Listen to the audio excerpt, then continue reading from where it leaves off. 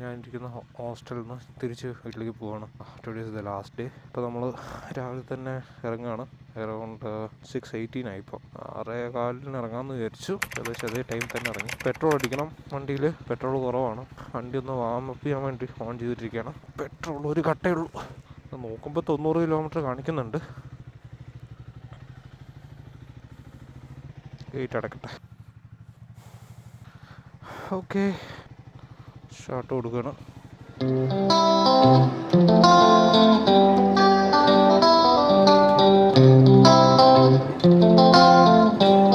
As per Google map 3 മണിക്ക് എത്തുന്നാണ് പറയുന്നത്. I don't know why. പിന്നെ മുൻപെത്തേണ്ടതാണ്, എന്നാലും കുഴപ്പമില്ല. നമ്മൾ വന്ന റോഡ് തന്നെയാണ് തിരിച്ച് പോകുന്നത്. പെട്രോൾ അടിച്ച് കഴിഞ്ഞിട്ട് ബാക്കിയുള്ള കാര്യങ്ങൾ നോക്കാം. ഭക്ഷണം ഇപ്പോൾ വേണ്ട, ഒരു 9 മണിയാകുമ്പോൾ മതി. സമയത്ത് കോട്ടയം എത്തുമായിരിക്കും. So that's it. നമ്മൾ ഓൺ ദ വേ സംസാരിച്ച് പോവാം. 300 കിലോമീറ്റർ കാണിക്കുന്നുണ്ട് ഇവിടുന്ന്. ബൈക്ക് ഓൾറെഡി 861 കിലോമീറ്റേഴ്സ് ആയിട്ടുണ്ട്.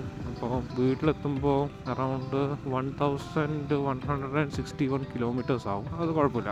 അപ്പോൾ അത് വെച്ചിട്ട് നമുക്ക് സർവീസിങ്ങിന് കൊടുക്കാം. സർവീസിങ്ങിന് ഞാനിവിടെ ആപ്പ് വഴിയാണ് ബുക്ക് ചെയ്യുക. അതായത് ട്രയംഫിൻ്റെ തന്നെ ആപ്പ് ഉണ്ട്. 2-3 പ്രാവശ്യം ബുക്ക് ചെയ്തിട്ട് അത് ക്യാൻസൽഡ് എന്ന് വരുന്നത് എന്താണെന്ന് അറിയില്ല. ഞാനൊന്ന് വിളിച്ചു ചോദിക്കണം. ഇന്നിപ്പോൾ ഞായറാഴ്ച കണ്ട് ഇന്ന് പറ്റൂല. നാളെ ഡയറക്റ്റ് അങ്ങ് പോയാലോ എന്ന് ആലോചിക്കുക.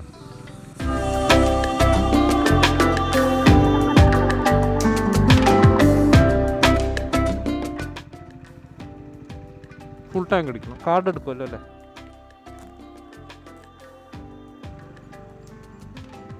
ഇപ്പോൾ കുളനട എന്ന് പറഞ്ഞ സ്ഥലത്തെത്തിയിട്ടുണ്ട്. ഏകദേശം ഒരു 70 കിലോമീറ്റേഴ്സോളം കവർ ചെയ്ത് കഴിഞ്ഞു. ഇനി എന്തെങ്കിലും കഴിക്കണം. നല്ല കടകൾ എവിടെ ഉള്ളത് എന്ന് നോക്കട്ടെ. വിശന്ന് തുടങ്ങി ശരിക്കും. ഞാൻ രാവിലെ ഒന്നും കഴിക്കാത്തതുകൊണ്ടേ. ഇപ്പോൾ ട്രാഫിക് ഉണ്ടോയെന്ന് ചോദിച്ചു കഴിഞ്ഞാൽ ചെറിയൊരു ട്രാഫിക് തുടങ്ങിയിട്ടുണ്ട്. 8 മണിയായില്ലേ. പക്ഷേ ഞായറാഴ്ചയാണെന്ന്, അതുകൊണ്ട് ഞാൻ അധികം ട്രാഫിക് എക്സ്പെക്റ്റ് ചെയ്യുന്നില്ല. ഇന്നലെ ആക്ച്വലി നമ്മളൊരു കയാക്കിങ്ങിനൊക്കെ പോയിട്ടുണ്ടായിരുന്നു. നല്ല രസമായിരുന്നു. ഞാൻ ആദ്യമായിട്ടാണ് ഇങ്ങനെ ഒരു ആക്ടിവിറ്റി ചെയ്യുന്നത്. ഞാൻ താമസിച്ച അവിടത്തുള്ള ഹോസ്റ്റ് തന്നെ നമുക്ക് ഇത് അറേഞ്ച് ചെയ്ത് തന്നതാണ്. മാംഗ്രൂവ് വില്ലേജ് എന്ന് പറഞ്ഞിട്ടുള്ളൊരു ടീമാണ് കയാക്കിങ് ആക്ച്വലി അവിടെ ചെയ്യുന്നത്. ഞാൻ അറൗണ്ട് 3:30 ഞാൻ അവിടെ എത്തിയത്. ആ സ്റ്റേയിൽ നിന്ന് അറൗണ്ട് 10-12 കിലോമീറ്റേഴ്സ് ഉണ്ട് ഈ സ്ഥലത്തേക്ക്. അത്യാവശ്യം ആൾക്കാരുണ്ടായിരുന്നു. അവർ പറയുന്നത് നോർമൽ ഡേയ്സിൽ 40 പീപ്പിൾസ് ഒക്കെ ആയിരിക്കും മാക്സിമം ഉണ്ടാവുക. പക്ഷേ ഞാൻ പോയ ദിവസം 140ഓളം ആൾക്കാരുണ്ടായിരുന്നു. അപ്പോൾ ഞങ്ങൾ ഓൾറെഡി ബുക്ക് ചെയ്തിട്ടാണ് ഇങ്ങോട്ട് പോയത്. ഞങ്ങൾ പോയി 3:40 ഒക്കെ ആകുമ്പോൾ അവർ സ്റ്റാർട്ട് ചെയ്തു. അവർ പറഞ്ഞൊരു 6:40 ആകുമ്പോൾ തിരിച്ചു വരാമെന്നാണ്. കറക്റ്റ് 3 hours ഫുള്ള് നമ്മൾ കയാക്കിങ് ചെയ്യായിരുന്നു. 1000 rupees എന്തോ ആണ് അവർ ചാർജ് ചെയ്തത്. ഇതിൽ കൊള്ളായിരുന്നു. ഒരുപാട് ദൂരത്തേക്ക് കിടന്നു. അറൗണ്ട് 2-3 കിലോമീറ്റേഴ്സോളം അവർ ഉള്ളിലേക്ക് പോയി. വൺ സൈഡ് തന്നെ കേട്ടോ. സിംഗിൾ ബോട്ടിലായിരുന്നു ഞാൻ പോയത്. പിന്നെ ഞാൻ താമസിച്ച ഹോസ്റ്റലോ എന്ന് പറഞ്ഞതും അത്യാവശ്യം നല്ലൊരു പ്രോപ്പർട്ടി ആയിട്ട് തോന്നി. You are coming in A group. നമുക്ക് അവിടെ ഒരു 6 ഡോം ബെഡും ഉണ്ട്. അതല്ലാതെ തന്നെ 4 ഡോം ബെഡ്സ് ഉള്ളതുണ്ട്. 2 സിംഗിൾ റൂംസും ഉണ്ട്. അത്യാവശ്യം നല്ല കംഫർട്ടബിൾ ആയിരുന്നു. ഹോസ്റ്റ് ഭയങ്കര അടിപൊളിയായിരുന്നു. പിന്നെ അത് മാത്രമല്ല ബീച്ച് വെറും 750 മീറ്റർ ഉണ്ടായിരുന്നുള്ളൂ. ബീച്ച് വെറും എല്ലാം വാക്കബിൾ ഡിസ്റ്റൻസ് ആണ്. അതുപോലെ തന്നെ വർക്കല ബസ് സ്റ്റോപ്പിൽ നിന്ന് ഏകദേശം ഒരു 1.7 കിലോമീറ്റേഴ്സ് ഉണ്ട്. ഞാൻ നടന്നിട്ട് തന്നെയാണ് പോയി വന്നത്. വാക്കബിൾ ഡിസ്റ്റൻസ് തന്നെയാണ് പല സ്ഥലത്തേക്കുള്ളത്. അടുത്ത് തന്നെ റെസ്റ്റോറൻറ്റ്സ് ഉണ്ട്. ഞാൻ അതിൻ്റെ വീഡിയോസ് രാത്രിയാണ് ഷൂട്ട് ചെയ്തതുകൊണ്ട് എനിക്ക് കൃത്യമായിട്ട് നല്ല ഷോട്ട്സ് കിട്ടിയില്ല. നമുക്ക് നിങ്ങൾ ഗൂഗിളിൽ ചെക്ക് ചെയ്ത് വെച്ച് കഴിഞ്ഞാൽ അതിൻ്റെ നല്ല ക്ലാരിറ്റി ഉള്ള ഫോട്ടോസ് കാണാൻ പറ്റും.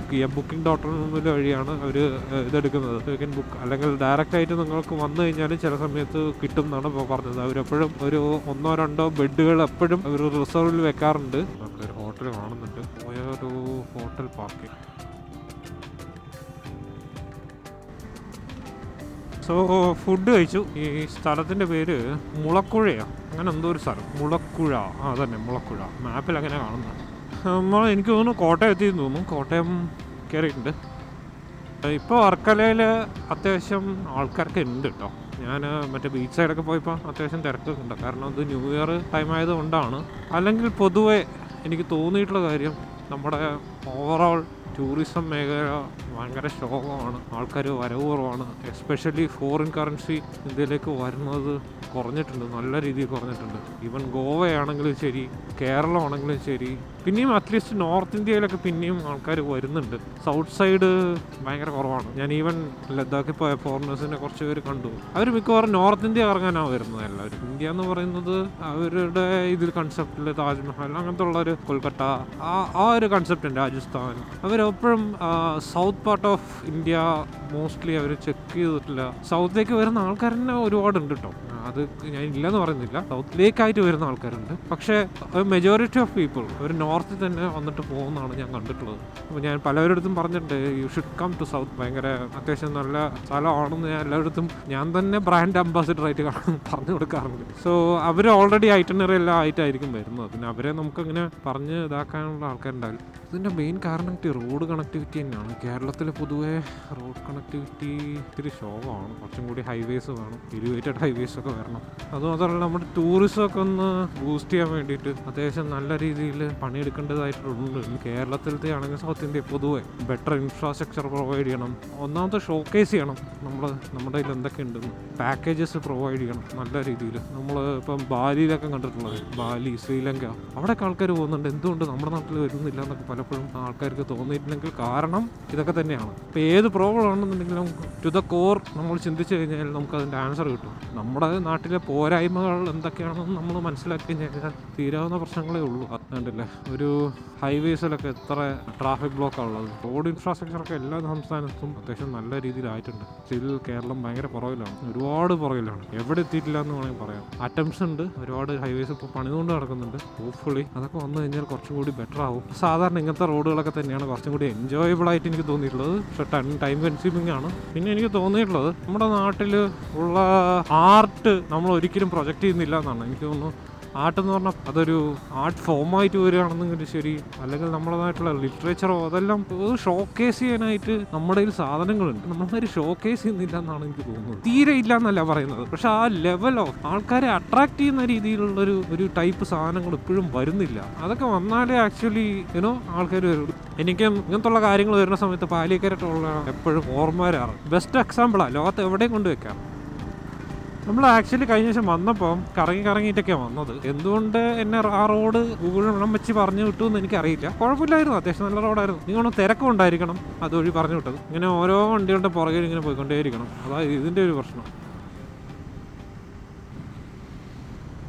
അങ്കമാലി കഴിഞ്ഞു, നല്ല ചൂടുണ്ട്. ഇടയ്ക്ക് കിട്ടി ചെറിയൊരു ബ്രേക്ക് എടുത്തു, ഒരു സോഡ നാരങ്ങ വെള്ളം കുടിച്ചു. എനിക്ക് തോന്നുന്നു ഇനിയിപ്പം ഒരു 1-1.5 ആകുമ്പോഴേക്ക് വീട്ടിലെത്തുമെന്ന് തോന്നുന്നു. ബൈക്ക് 1000 കിലോമീറ്റർ കഴിഞ്ഞിരിക്കുന്നു, 1074 കിലോമീറ്ററായി. സർവീസ് സിമ്പിൾ വന്നു. ഗവൺമെൻറ് ആക്ഷൻ ക്യാമ്പിൻ്റെ ബാറ്ററി തീരാറായി, 20% താഴെ ഉള്ളൂ എന്നാണ് തോന്നുന്നത്. ഇതൊരു ഷോർട്ട് ട്രിപ്പായിരുന്നു. So if you like the video, press like button and subscribe it. Thanks for watching.